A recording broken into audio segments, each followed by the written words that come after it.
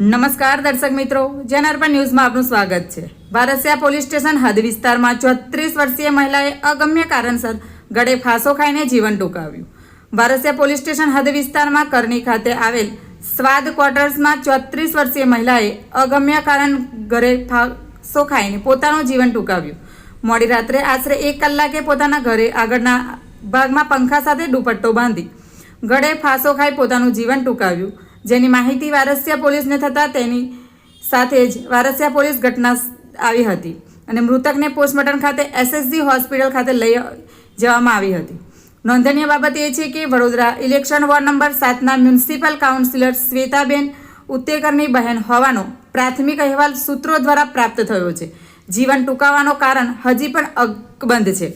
Bureau report, જનાર્પણ news. આવા જ નવા સમાચાર જોવા માટે જોડાઈને રહો જનાર્પણ ન્યૂઝ સાથે।